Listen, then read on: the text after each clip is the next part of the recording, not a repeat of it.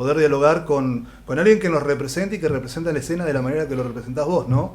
Con tantos años de carrera y con bandas tan emblemáticas como Kamikaze, como Cuero, como, bueno, KZ4 en la última etapa justamente, bueno, y hoy por hoy con tu actualidad con Jafal Power Trio.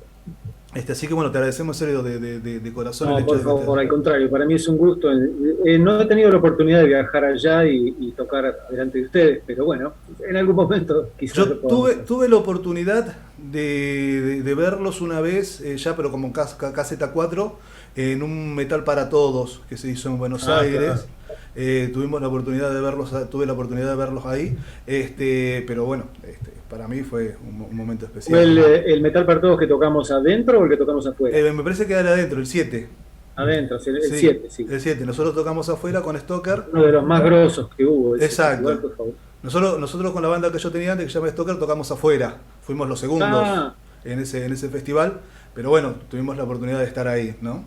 ¿qué te Así parece? que Más muy vale. lindo. Bueno, Lástima, Carlitos Tórtola ya no está con nosotros sí, y bueno, él era la máquina, realmente empujaba como loco y él fue la máquina que hizo toda esa cosa. claro. Nos dio una mano muy grande a todos los músicos y él sentó unas bases. Lo que pasa es que, bueno, viste cómo es la vida, es injusta a No, veces. seguro, Le seguro. tocó a él irse antes que pudiera hacer grandes valores del metal, ¿viste? Claro. Era lo próximo, vos reíste, pero lo próximo que venía, ¿viste? Claro. Contanos un poquito, Enrique, cuál es tu actualidad. Bueno, recién decía yo con Gómez Jafal Trío, cómo están funcionando. Me imagino que el tema de la pandemia lo estuvo bastante complicado, igual como a todos. Claro. Sí, la pandemia paró todo por una cuestión de edades también. Gus y yo somos gente ya que ya tenemos unos par de años, tuvimos que cuidarnos en exceso y suspendimos un poco el tema ensayos y todo eso. De hecho, es difícil, ahora bueno, ya estamos vacunados, es distinto. El año que viene vamos a ver la luz de vuelta. Este año no sé, vamos a ver ahora hay elecciones, es un clima complicado, no sé si vamos a poder hacerlo. Pero lo que estoy haciendo ya arranqué la preproducción del Ajá, próximo trabajo del Power Trio, bien. que bueno, seguramente verá la luz el año que viene también. Así que ya estoy trabajando, hay 9 temas nuevos y mucho por hacer por delante. Así que bueno, agarré mecha por ese lado, me puse a componer y hice eso. Bien, ¿cómo te sentís así justamente siendo quizás uno de los compositores y el que armás justamente todo el tema del Power Trio? Bueno, para mí fue, a ver, en todas las bandas en las que estuve, Ujú. me di el lujo de tocar con cada nene realmente Sí. extraordinarios. O Ujú. sea, ¿qué puedo decir? Aprendí mucho de ellos, yo a su vez mostré lo que sabía y apoyé las canciones que tratábamos de componer entre todos. Cuando empecé a componer ya solo, para el Power Trio, por un lado fue liberarme, porque ya hice lo que se me dio la gana, Ujú. pero por otro lado ya tenía un background de haber trabajado muchos años con muy buenos artistas, Claro. tanto Miguel Oropesa, Daniel Telis, que para descanse, en Ujú. Divino, o Martín Diego, o Cristian Vidal, que yo, Claro, bueno, que compusimos cualquier cantidad de material, qué sé yo, centenas de temas hicimos. claro. Entonces, bueno, yo ya tenía un poco de background de cómo trabajar. Me sentí muy cómodo con la guitarra porque de muy pibe toqué siempre. Dejé de tocar con Kamikaze, pero no tenía sentido. Claro. Pero me sentí muy cómodo y bueno, los riffs empezaron a salir. Yo mismo me sorprendí, realmente te lo digo. Pero me dio como para empujar y seguir para adelante. Me siento muy bien, estoy muy cómodo con ese formato. Qué bueno, sí, y uno puede apreciar justamente eso, ¿no? En el álbum que tienen ya editado, digo, la presencia de esa forma liberada justamente de componer y de, bueno, justamente hacer lo que más te gusta, ¿no? Que es llevar adelante el tema del canto más allá de la guitarra. Sí, yo históricamente lo que hacía cuando componía con otros es, a mí me movía un cierto riff o una rítmica, normalmente eran los riffs, fuera con Miguel, con cualquiera de ellos, que por ahí yo estaba preparando un mate en el ensayo y venía corriendo y decía, ¿qué tocaste recién? Eso que tocaste recién. Claro. Y, a ver, ¿es esto? Sí, ese riff, bueno, vamos a... Y boom, arrancábamos de ahí. Yo metía un poco eso, metía la cuestión de pescaba algo y, y le agregaba la parte melódica, y por supuesto las letras. Ujú. Pero ese era mi trabajo. Los riffs normalmente no los hacía yo, los hacían cualquier violeros. Algunos de ellos, como Daniel, por ejemplo, ellos no solamente trabajaban los riffs, sino que trabajaban ya mucho más el tema más extenso, y yo me adaptaba al trabajo de él. Con Martín no, él trabajaba, tenía partes y yo trabajaba las melodías y le modificaba las tonalidades o lo que fuera, los acordes que había que tocar. Sí. Con Vidal trabajamos parecido, solo que, bueno, Vidal tenía una característica, la tiene no, y somos muy buenos amigos. Él tiene la característica de que se empieza a delirar con las partes instrumentales. Él tiene una extraordinaria habilidad para las partes instrumentales. Eso se nota mucho en el primer disco de Cuero, que nos soltamos muchísimo. Uh-huh. Y después en el segundo disco dijimos, no, paremos un poco la moto y hagamos metal más clásico, ¿no? Pero en el primero, que es una locura, hay partes instrumentales que son extraordinarias, que las trabajaba mucho Cristian con Pablo Barrocho en la batería y con Sergio Mayorán en el bajo, ¿no? Claro. Yo observaba y armaba la canción, digamos, las partes que por ahí me decían, este es el riff, este es el puente. No, el puente es el riff, al revés. Y bueno, se trabajaba así, ese era el aporte que hacía yo. Claro. Trabajando solo, bueno, de algún lado tiene que salir el riff, ¿verdad? Claro, sí. Y mis riffs salen cuando estoy pelotudeando, esa es la absoluta realidad. Está bien, quizás Cuando estoy, por ejemplo, voy a probar un juego de cuerdas nuevo en la viola, a ver si me gustan más o menos. Y me pongo a tocar y ¡pam! Tengo un grabador al lado siempre, porque ya lo sé. O estoy cambiando, le cambié el micrófono a la viola, o estoy probando un baffle o una cabeza, algo raro. En medio del delirio, cuando no estoy pensando en componer, ahí es donde aparecen los riffs. Entonces los grabo y después trabajo. En cierto modo, Tony Iommi trabajó así toda la vida, ¿no? Hacía eso, grababa sus riffs y después un día los rescataba y hacía las canciones. Seguro. Enrique, contanos un poquito, bueno, tus inicios en la música, tus inicios en el metal. Uno ha seguido a través, como te decía recién, de distintas publicaciones que llegaban acá a Río Gallegos, en una época en donde si no llegaba a revista uno no se enteraba prácticamente de lo que sucedía, no como hoy que tenés la inmediatez quizás de internet, de los medios masivos de comunicación. En ese tiempo era mucho más difícil e inclusive para nosotros que escuchábamos música era todo un ritual conseguir un cassette o un disco, era todo un ritual porque nos juntábamos con amigos, sacábamos el papel del celofán, lo pesábamos, lo mirábamos hasta que nos... Una época fabulosa. Una época fabulosa. Esa fue una época fabulosa, de descubrir todas las cosas. Sí. Exacto. A todos nos pasó, a nosotros también. A mí me pasaba exactamente lo mismo. Claro. De repente escuchando material de afuera, o cuando era pibe me pasaba eso con Zeppelin, porque mi banda de cabecera fue Zeppelin, y yo ni sabía cuántos eran, te digo la verdad, hasta que entré en una vieja revista Pelo, una nota de ellos, y dije, mira, son 4 boludos, qué sé yo, y ahí le empecé a prestar atención. Lo primero que me pateó la cabeza fue la música, punto, pero el disco no tenía fotos, entonces, ¿qué corno sabía yo quiénes eran? Pero la música era extraordinaria, muy linda, muy buena época. Claro. Bueno, ¿y cómo comenzaste vos justamente con la música? Bueno, de muy chicos, mis padres los dos eran músicos semiprofesionales. Mi vieja era toda en la academia 10, se recibió de pianista, casi no hizo el curso de concertista por razones que se casó, qué sé yo, pero era una pianista de primer nivel y a mí siempre me tiró el lado del piano. Y mi viejo cantaba tango, muy bien, arrancó una carrera profesional y después de nuevo se casó y tuvo familia y se dedicó a otra cosa. Pero de muy chico en casa sonaba música, y mucho folclore, mucho tango y mucha música clásica por el lado de mi vieja también. Eso hizo que a los 7 yo ya empecé a ver que me gustaba el tema de la viola, y a los 9 ya estaba tocando, a los 12 ya tenía banda. Claro. Ya me estaba armando una banda mía, 12, 13 años, ya tenía yo las bandas que armaba yo con los pibes de la escuela, lo que fuera. Así que fue toda la vida. Claro. Arranqué primero con los Beatles, por supuesto a mí me tocó eso, y fueron los que me marcaron los acordes. Yo los llamo los acordes de una generación, ¿no? Porque esas canciones hechas del modo, ese rock and roll americano, pero hecho en Inglaterra, produjo una cosa en el mundo que fue brutal, y a mí me agarró a los 9 años, me partió al medio. Y la próxima banda, la próxima estación fue Zeppelin, claro. En 69. Pero yo venía de 64, 65 escuchando los Beatles. Claro. Y ya tocando las canciones, afanándole los solos a George Harrison, y después al amigo Jimmy Page. Claro. Así que bueno, ahí yo siempre digo que fui el hijo apócrifo de Page y Plant, porque me dediqué a tocar la guitarra porque me gustaba cantar. Eso te iba a preguntar, porque vos empecé con la guitarra, ya no daba banda, y ya sabías que te ibas a dedicar yo cantaba, a cantar. Sí, bien. ¿Y cómo llegas, cómo se arma Kamikaze? ¿Qué recordás de esa época? Kamikaze arranca porque se acaba 100dB, que era la banda anterior que estaba. Yo estaba en un grupo de teatro, hacíamos unas locuras. Yo era uno de los 4 cantantes de una obra de teatro. Y todavía no me había metido en el rock and roll. Tocaba muchos años, pero tocábamos covers, hacíamos canciones de, ¿cómo llamarlo? La música bailable de ese momento, claro, de los comienzos de los 70. Y en ese grupo de teatro conocí a Miguel Jara, que fue el primer bajista de 100dB, que cuando se acabó lo de la obra dijimos, che, hagamos algo, este asunto de rock and roll está bueno. Y me dice, yo conozco un violero, Oropesa. Y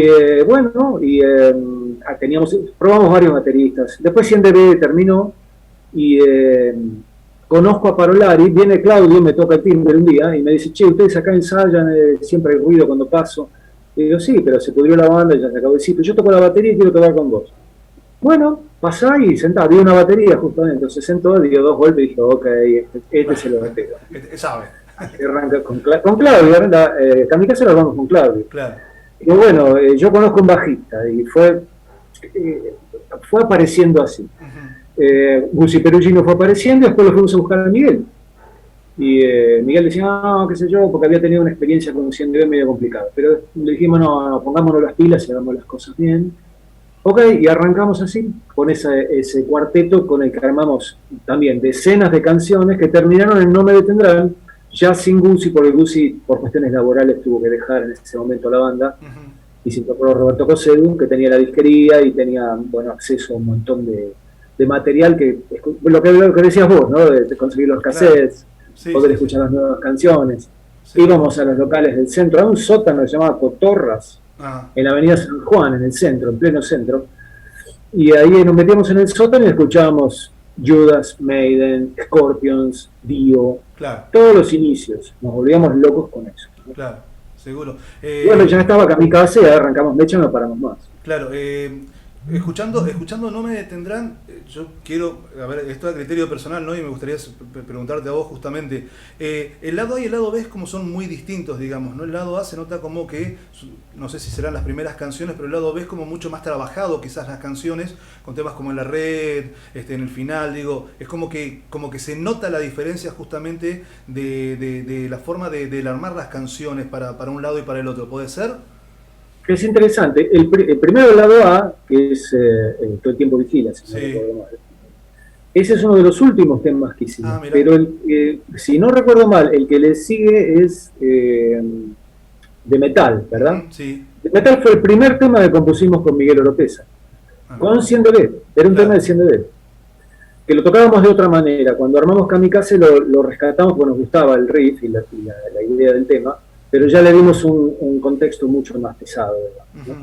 Así que sí, es verdad, Sacerdote Equivocado es un tema que lo armamos con Guzzi, en el ensayo acá donde juntábamos cajas de pizza, fue una locura esa época.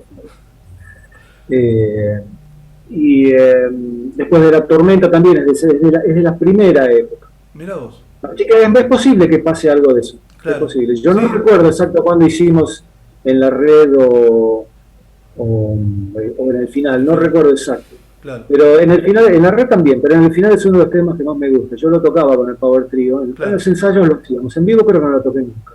Claro. Pero me gustaría tocarlos.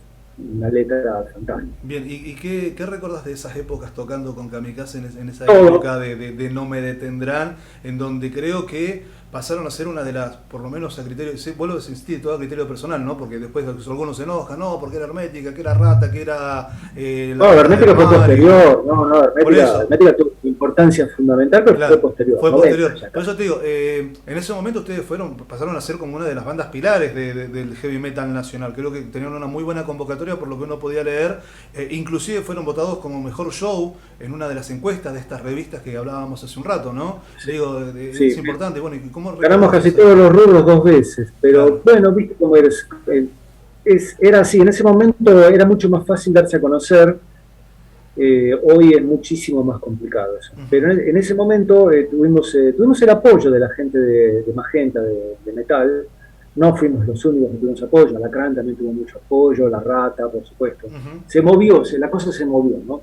Creo que nosotros fuimos la segunda generación. La primera generación yo lo llamo Riff, B8, Bloque, esas bandas. Sí. Y la segunda generación arranca Kamikaze, Alacrán, Pata Blanca, muchas otras, muchas. No, Claro. no quiero ser injusto, voy a dejar de mencionar un montón, pero no porque no las respete, sino porque sería interminable la lista. Claro. Éramos muchos los que en ese momento arrancamos. Y era todo nuevo, teníamos que aprender a hacer las cosas, tuvimos que aprender a hacer prensa, tuvimos que aprender a hacer los shows. No era fácil, no era lo mismo un show de heavy metal que un clásico show de rock and roll, Claro. digamos, de la pesada de rock and roll o de pop blues. No tenía Ujú. nada que ver una cosa y la otra. Bien, Trabajaba con iluminación distinta, el sonido era completamente otra cosa, los equipos eran completamente otra cosa. claro. ¿Y ustedes no tuvieron que vivir esa época de agresividad del público que se peleaban entre ellos? No, nosotros no. Ajá. No. Kamikaze nunca, jamás tuvo un solo problema de violencia en la... Pero, ¿sabes qué pasa? Nosotros no tirábamos una onda de violencia, tirábamos una onda de energía. Claro. Y se notaba. Y el público cazaba la onda, y las letras mías no van para el lado ese, son quizás un poco más, no sé cómo decirlo, más amplias. Ujú. No, busco por otro lado. Me interesa mucho lo que pasa dentro de la cabeza de las personas, Claro. de lo que nos pasa. Voy por ese lado. Entonces, la cosa de la reivindicación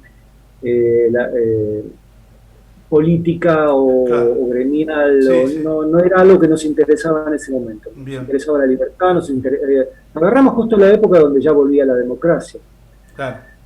Entonces había mucho para hablar de lo que había pasado con la dictadura y mucho para hablar. Nos agarró Malvinas, Claro. entonces hubo mucho material para hablar. Claro. Y bueno, el público nuestro reaccionó muy bien. No es que no eran pesados, había cada nene, No, sí, sí, sí. pero no daba la onda para hacer quilombo. Nunca hubo quilombo, por suerte. Yo recuerdo haber visto algún video en YouTube de, creo que si no me equivoco, de Halley, ya me imagino que eso habrá sido para el disco Víctimas del Rock o Kamikaze 3, en donde hicieron Star. Donde hicieron ¿Dónde hicimos? Star, el tema de No, Head and eso fue Light. Palladio. En Palladio. En Palladio. Fue la presentación de No Me Detendrá. Mirá, yo pensé que había sido más... Un show fantástico. Fue fantástico eso, sí, se puede apreciar. Bueno, obviamente el video se ve, se nota El que video viejo, sí ¿no? está. Pero, Lo bueno. que pasa es que el original se perdió. Lo Mirá. filmaron dos personas extraordinariamente de onda, Ajá. con yo no me acuerdo si fue 16 milímetros u 8, probablemente 8 milímetros película. Ujú. No había video en ese momento, Claro. se hizo así. Y se tomó el audio de ambiente con un sistema Sennheiser con una cabeza con dos micrófonos, una locura.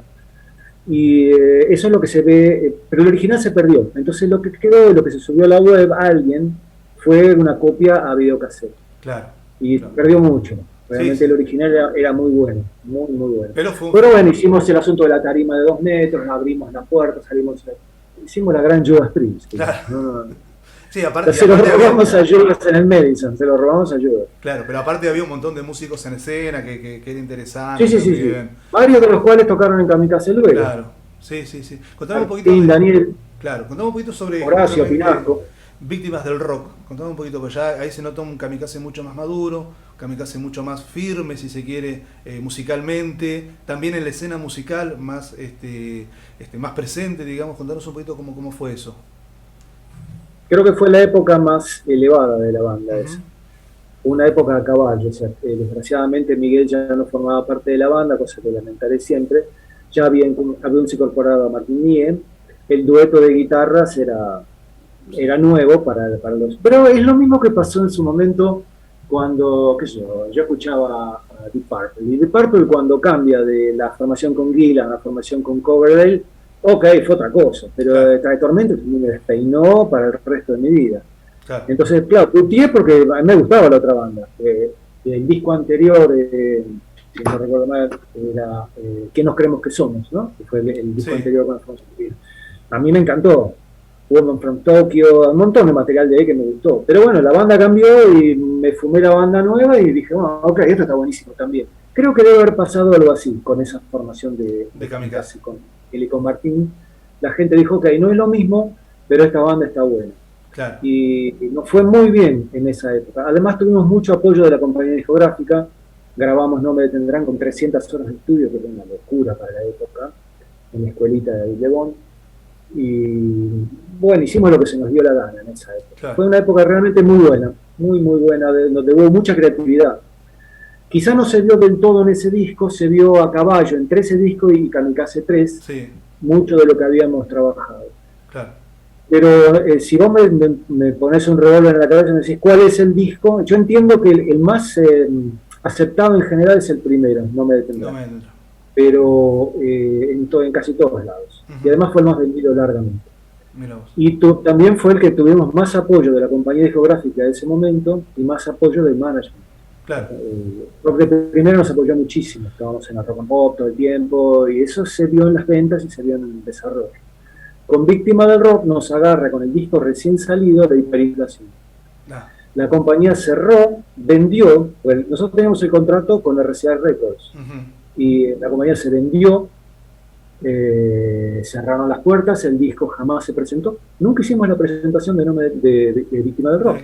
Y teníamos Víctima del Rock, Cuando mueren las luces, Ciudad sin alma. sí. Material de primerísimo nivel, para no tener el top 10, pero sí el top 10 del metal sí, el top 10 del general de la música no sé, pero el top 10 del metal sí. Pues son las canciones que quedaron pegadas para el resto de la vida y nunca las pudimos presentar adecuadamente. Esa fue una desgracia. Claro. Pegó muy fuerte. Nos recuperamos para Kamikaze 3, pero fue durísimo. Claro. ¿Nunca se te ocurrió cantar en inglés para Kamikaze? Hicimos hicimos cover. Sí, discúlpame, teniendo en cuenta el hecho de que, a ver, justamente vos decías, el material de el segundo álbum de ustedes tenía un peso importante, como quizás si se hubiese cantado en inglés hubiese tenido otro impacto afuera, digo, no acá en Argentina obviamente ha sido uno de los discos más escuchados. Posiblemente. No, nunca nos planteamos hacerlo de esa manera. Bien. En cierto modo lo teníamos como mal visto, es decir, pretendíamos cantar en castellano para el público en castellano, era claro, como una cuestión ideológica si se quiere. Sí. No es que yo tuviera un problema con el inglés, yo me las rebusco muy bien con el inglés, pero no era la idea de la banda en general. Claro. Tampoco lo hice luego con Cuero ni lo hice con el Power Trio. Pude haberlo hecho, hacer de vuelta en la piel, pero hacerlo in the skin o como se llame. Claro. Y no me pintó. Nunca me interesó del todo venderme afuera frente a venderme acá. La idea mía fue siempre que la gente nos conociera acá. No sé por qué, me gusta el país, me gusta la Argentina. Claro, no, está bien. Sí. Y aparte había también una cosa en esa época que era justamente las bandas cantaran en castellano para preservar justamente el valor, darle el valor necesario a las bandas que estaban acá en ese momento, ¿no? Sí. Hubo bandas que fueron muy criticadas porque claro, también me gustaban. No voy a decir el nombre porque no me hace caso, claro, pero bandas que yo respetaba, quería mucho, nos queríamos mucho con los músicos y nos reputeaban por cantar en inglés. Claro. Lo cual después cambió, fíjate que cambió pero por completo eso. Sí, ya no me importa nada, absolutamente. Claro, yo tuve la oportunidad, cuando viajé a Buenos Aires en el 95 al Monster of Rock, tuve la oportunidad de estar en la sala de ensayo con Tito de Letal. Bueno, era uno que cantaba en inglés, claro. Justamente hablábamos sobre ese tema, ¿no? Y el hecho de que ellos han tenido que volver a cantar en castellano para que la gente los vuelva a escuchar, por decirlo de alguna manera, ¿no? Y eso era una realidad. Quizás Malvinas tuvo que ver con eso, ¿no? Sí, yo creo que sí. Bueno, y después llega el último álbum de Kamikaze, por lo menos con la formación más original, si se quiere, que tiene que ver con este Kamikaze 3 que vos recién decías.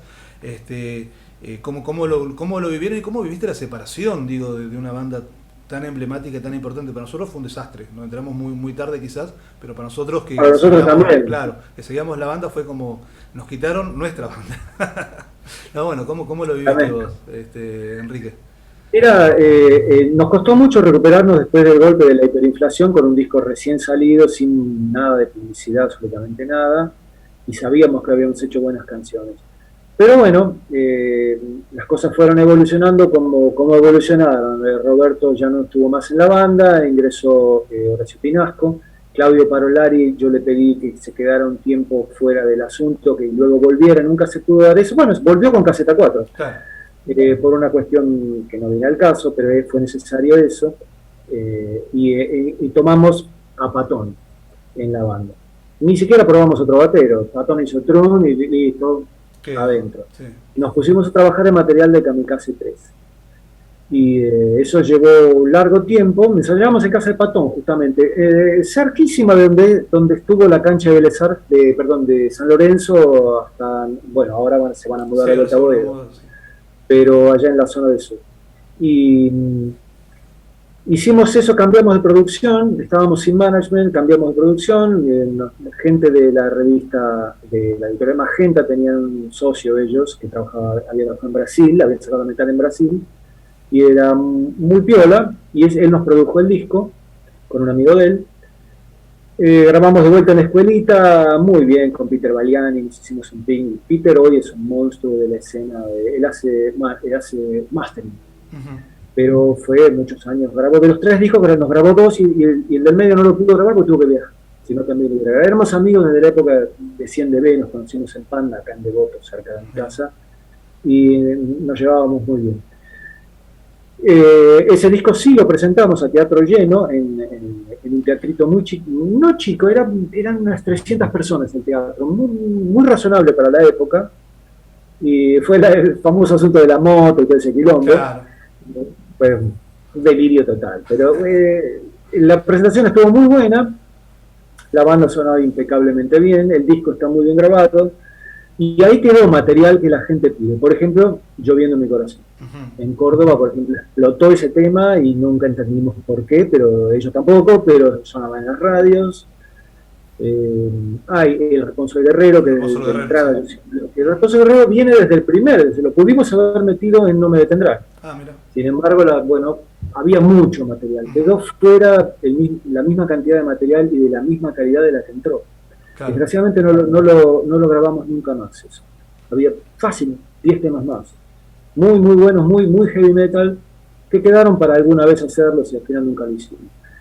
Entonces, presentado el disco, con el video filmado y toda la historia, bueno, había cambiado la época, los 90, Pantera, claro, otra cosa.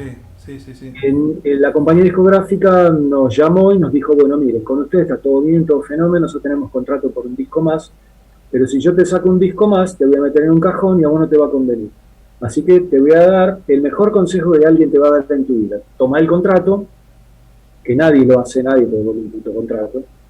Nos devolvieron el contrato, D'Artagnan Sarmiento, un tipo productor grosso de la compañía, y cualquier problema que tengan, llámenme, yo les voy a dar una mano, lo que puedan, pero no les recomiendo que editen el disco por este sello, van a pasar bola, porque estamos en otra cosa. Claro. Bueno, muy bien, nos quedamos en bolas por tercera vez y dijimos, bueno, listo, macho. Ya está. Y esa fue más o menos la cosa. Claro. Todo bien, pero no teníamos llegada, no teníamos prensa, y ya una banda con ese nivel de trabajo, que no tuviéramos prensa o management, era ridículo. Claro. ¿Qué íbamos a hacer? Entonces dijimos, bueno, ¿alguien tiene problema en que el día de mañana nos volvamos a juntar? No, yo no tengo problema con nadie tenía problema con nadie, pero no nos estábamos empezando a llevar bien por estas cosas, que son del negocio, no de la música.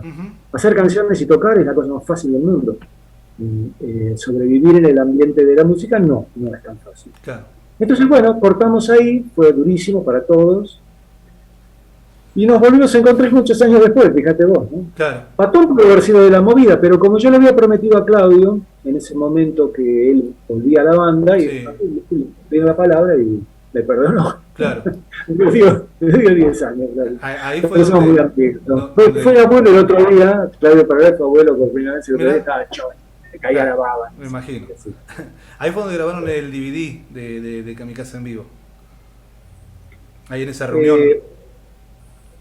¿Cuál DVD? Hay una reedición de uno de los discos que viene con un set interactivo que trae un DVD de ustedes tocando en vivo justamente, de Kamikaze tocando en vivo, en un lugar muy chiquito. Sería de la presentación de Kamikaze 3, ¿te referís? Debe ser. La reedición que hizo Carlos Tórtola. Ah, claro. Yo pensé que esa era de la reunión. ¿Esa era la presentación entonces de Kamikaze 3? No. La reunión, o sea, una cosa es Kamikaze, luego Caseta, cuando nos reunimos con Caseta hicimos 2 DVDs. Ajá. El primero se hizo en cuanto a la banda, ensayamos en unos meses y tocamos el material clásico de la banda, en los 3 discos, haciendo hincapié sobre todo en el segundo y tercero, pero por lógica, porque era la formación. Y eso se filmó y se grabó. La grabación no funcionó, viste, las cosas pasan. Sí. Entonces se tomó, habíamos tomado la cámara principal que tomó el video de atrás, tenía un sistema de audio muy bueno, y tomamos sonido de ambiente. Entonces quedó el sonido de ambiente. Lo editamos con Daniel en su casa, Daniel Telis en su casa. Él hizo mayormente la edición, yo lo acompañé y hicimos, le di mi opinión. Y trabajamos con la Mac de él y se hizo la edición del audio para quitarle el bardo que había, porque era audio de ambiente. Quedó bastante razonable, no era lo que queríamos, pero ahora el video es fantástico desde el punto de vista del calor. La gente fue increíble. Las caras, sí. La sonrisa de oreja a oreja de la gente, yo no me las olvido nunca más. Salir al escenario y ver la gente feliz, te veo otra vez, eso no tiene precio. No, seguro. Fueron 5 shows que hicimos por el teatro lleno, boom, ahí en el Roxy, que es un hermoso lugar para tocar. Y después empezamos a trabajar cadenas. Y ahí hay otro video. Se sacó el disco, trabajamos un año completo. Porque una cosa era tocar los viejos temas, acordarnos cómo era, cagarnos de risa, divertirnos en el ensayo. Y otra cosa es decir, bueno, ahora compongamos material nuevo. Bueno, pero ahora pasaron un montón de años. Claro. Yo no soy el mismo Jafal, nadie no es el mismo ni nadie es el mismo. Entonces, ¿cómo componer? Vamos a ver si podemos componer otra vez, ¿no es cierto?, el material. Y sí, se pudo, salió Cadenas, y luego de un año, cuando lo presentamos, dijimos, bueno, si lo vamos a presentar, filmémoslo y hagamos un DVD. Y así se hizo. Esta vez tomamos los recaudos de que el audio no había ningún problema, se grabó detrás del escenario con una Mac, 24 canales, es un tremendo trabajo, con gente muy profesional. Y ese DVD está totalmente terminado, totalmente editado. Yo lo tengo completo en el disco rígido, pero nunca salió, porque la banda finalmente se desmembró, ya listo, y hicimos lo que dice. Tuvimos 5 años. Claro. Volvimos a tocar hasta que estuvimos más esta vez que la vez anterior con esta formación. Claro. Pero llegó un momento que, bueno, listo, ya está, hicimos lo que hacer. Y ese DVD, por la puta razón que sea, que jamás lo voy a entender, nunca lo editamos. Mirá. Está en la web, si vos lo buscás, Horacio Pinasco lo fue subiendo. Ajá. Bien, está muy bien filmado, con 7 cámaras, hizo un trabajo de la puta madre que vale la pena. Bien. Realmente vale. Bueno, eso es la presentación de Cadenas. Claro. Bueno, y ya, digamos, esa es la parte final, digamos, de Kamikaze, con Caseta 4, ¿no? Sí. Y sin Daniel... Sí, ya está. Contame un poquito de Cuero. Nosotros tuvimos la oportunidad en algún momento de hacer una entrevista así como estamos haciendo con vos, con Vidal, con Claudio Vidal. Cristian Vidal. Claudio Vidal es un político de acá. Gran amigo. Con Cristian Vidal. Y bueno, y hablábamos un poco de cómo él llega justamente a vos, cómo te entrega un cassette con unas cosas, ¿no? Increíble. Increíble, teniendo en cuenta, bueno, hablábamos también en esa oportunidad de lo que es la inmediatez hoy de las redes sociales, que capaz que yo te mando a vos no sé, un audio y vos enseguida ya le pusiste una letra y es distinto, ¿no? Pero en esa época era llevar cassette, encontrarse, ver. Digo, contanos un poquito de esa época, ¿no? De Cuero. Sí, la época de Cuero, yo estuve, cuando se separa la formación de Kamikaze, de Kamikaze 3, yo ahí entré en una especie de interregno, digamos. ¿Y qué hice? Me dediqué a hacer lo que muchas veces quise hacer y por razones no pude hacer, que es aprender a tocar el piano como me hubiera gustado hacerlo. Entonces empecé a trabajar partituras y la técnica de piano. Eso me llevó 6-7 años casi. Y un día me picó de vuelta. La gente decía, pero te estás suicidando, tenés que salir a tocar. Yo no tenía ganas de tocar. Pero me contacta Vidal, fan de Kamikaze, y Eli Garrocho, los dos, estaban a diferencia de un año en la misma escuela, y tocábamos juntos en una banda que tenían allá, no recuerdo cómo se llamaba, pero bueno, ya va a aparecer. Una banda local que les iba muy bien allá. Me llama y me dice, mira, yo quisiera, qué sé yo, bla, bla, bla, trabajar con vos, que toque el otro. Y mira, yo no estoy tocando. Bueno, te mando un material. Me mandó, no sé, no me acuerdo si me mandó por correo o si nos encontramos y me dio el cassette. Probablemente nos encontramos y me dio el cassette. Me parece que dijo que se encontraron, sí. Yo dije, bueno, déjamelo. El cassette quedó ahí. Y un día estaba con mi viejo en Mar del Plata, en la vieja casa, y puse el cassette. Y mira, me mandó esto un pibe. Qué mierda, el tipo tocaba bárbaro. Mira este muchacho. Entonces lo llamé, le dije, bueno, juntémonos y hagamos algo. Eso fue derivando, porque primero no hicimos cuero, sino que hicimos una banda intermedia que se llamó Hard, con los mismos miembros. Él trajo a Garrocho y yo ya había trabajado con Sergio Mayorán en otro proyecto. Entonces juntamos los dos pedazos y la banda boom arrancó de frente más. Tocamos, hicimos una presentación de un material que quedó grabado, por supuesto que hay un DAT ahí en la biblioteca que ves ahí atrás, está el DAT, que nunca más lo edité.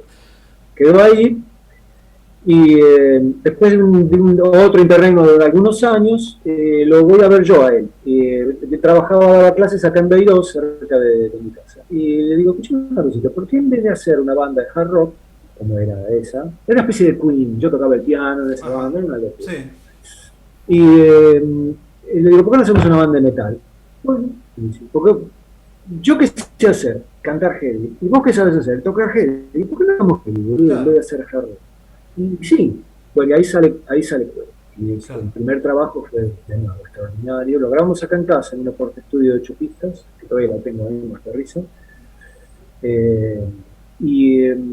Eso fue una gloria. Yo en la época de Cuero la disfruté muchísimo, porque ya estaba curtido, ya había pasado por, digamos, había hecho banco, ya había salido a jugar, había jugado en primera y ya estaba. Entonces Cuero para mí fue un lujo. Y además aprendí unas nuevas rítmicas, ya eran los 90s, para 2000, en realidad 99 a 2000 es Cuero. Y después nos agarró de vuelta el quilombo del 2001, ¿no es cierto? Sí. Parece que yo empiezo a hacer shows y se pudre, ¿viste? Pero con Cuero seguimos hasta el 2004. Claro. Hicimos otro disco más, muy trabajado. El disco Heavy Metal muy trabajado, muy buenas letras. Claro. Fue una época muy creativa, muy creativa. Apoyado en esos pibes más jóvenes, que la tenían re clara por otro lado. Sergio y yo éramos los más veteranos y Cristian y Pablo los más jóvenes de la banda. Era como el Boca del Toto Lorenzo, ¿no? Claro, sí. Panchito Sá, claro, ¿no? Patota Potente, y después estaban los pibes que corrían, porque ellos no podían correr a nadie. Claro, seguro. Así que esa fue la cosa con Cuero. Tocamos siempre que tocó Cuero, siempre nos fue muy bien, en todos lados, en todas partes. Claro. Pero estaba el tema del management, y yo tengo las pelotas llenas de un asunto, porque el management es muy importante para una banda que sabe hacer canciones, sabe hacer shows, necesita apoyo de atrás, apoyo logístico. Claro, sí. No fue fácil eso. Así que bueno, de nuevo, un día dijimos, somos todos amigos, ¿qué vamos a hacer? ¿Vamos a pelear? No. Claro. Entonces no tocamos más y quedó así.